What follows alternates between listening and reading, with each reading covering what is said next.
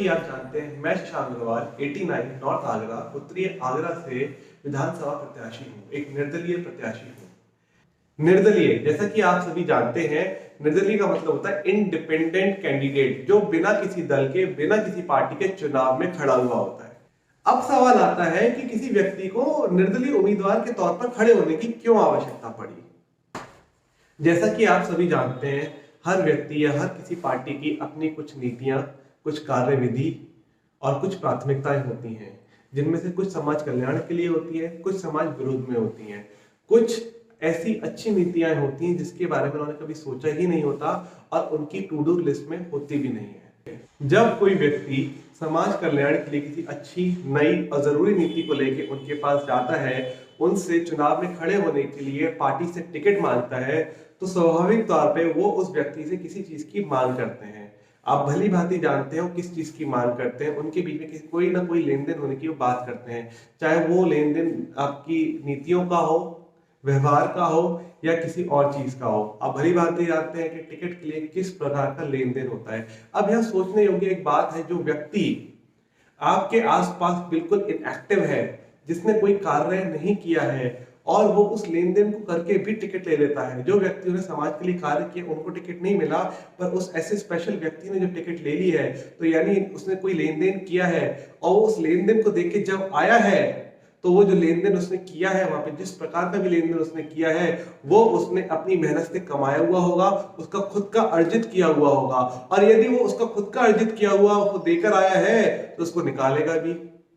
आने के बाद उसको निकालेगा भी, और जब उसको निकालेगा तो फिर और निकालेगा। इसी तरह जो व्यक्ति उनसे टिकट लेने के लिए गया था, वो टिकट लेता नहीं है, वो इस मांग को पूर्ण करता नहीं है और वापस आके समाज कल्याण के लिए, नई अच्छी नीतियों को लागू करने के लिए वो एक निर्दलीय उम्मीदवार के तौर पे खड़ा हो जाता है। अब सवाल आता है कि निर्दलीय उम्मीदवार को जिताने से जनता को क्या फायदा, जनता आपको क्यों वोट दे। जैसा कि आप सभी जानते हैं, जो निर्दलीय प्रत्याशी होता है वो किसी दल का, किसी पार्टी का नहीं होता, वो आपके विधानसभा के क्षेत्र के लोगों के लिए होता है, जिन्होंने उसे अपनी मेहनत, प्यार और संघर्ष से विधानसभा में बिठाया होता है। तो जो भी पार्टी जीतती है वो उनके साथ रहकर अपने विधानसभा क्षेत्र के लोगों के लिए कार्य करता है, पूरे क्षेत्र का विकास करता है और प्रदेश की भलाई में लग जाता है। यहां मान लीजिए आपकी किसी प्रिय पार्टी ने अपने कार्यकाल में कोई अच्छा काम नहीं किया,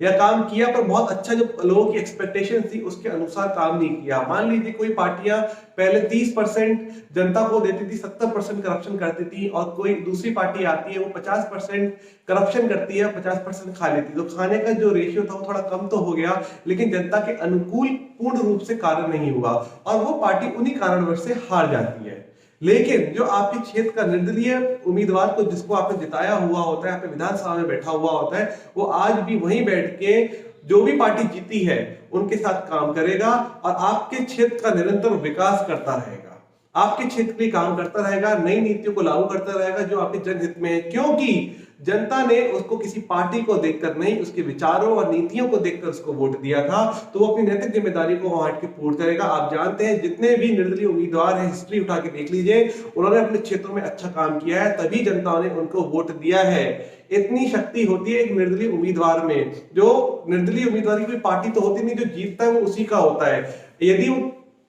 यदि वो आपकी प्रिय पार्टी आती है तो भी वो आपके क्षेत्र के लिए काम करेगा, और यदि आपकी प्रिय पार्टी नहीं आती है तो भी वो आपके क्षेत्र के लिए आपके काम करेगा। यह शक्ति है निर्दलीय उम्मीदवार की। इसलिए कोई भी पार्टी नहीं चाहती कोई भी निर्दलीय उम्मीदवार उभर कर बाहर आए। इसलिए इस प्रोसेस को इतना जटिल किया हुआ है कि नया युवा, नए लोग, IITians, IIM प्रोफेशनल्स में पढ़े हुए लोग, जो बच्चे IAS PCS की तैयारी करते हैं, वो प्रोफेशनल्स इन चुनावों में ना आए, क्योंकि यदि वो आएंगे तो इनका दाना पानी खत्म हो जाएगा, इनका जो एक छतराज है वो खत्म हो जाएगा, 50% जो रोकने की नीति है वो खत्म हो जाएगी, जनता को 100% की डिलीवरी होना चालू हो जाएगी।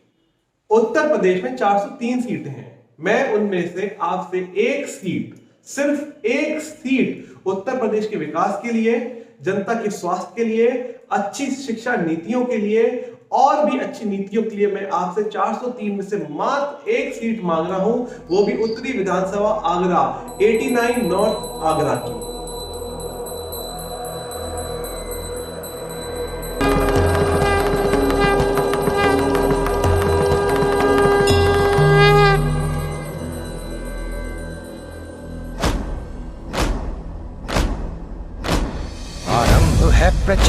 बोल मस्तकों के झुंड, आज जंग की घड़ी की तुम गुहार दो।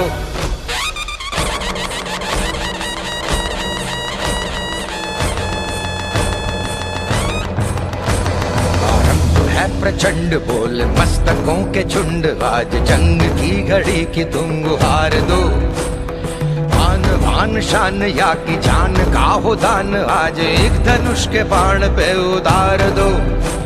आरंभ है प्रचंड बोल मस्तकों के झुंड, आज जंग की घड़ी की तुम गुहार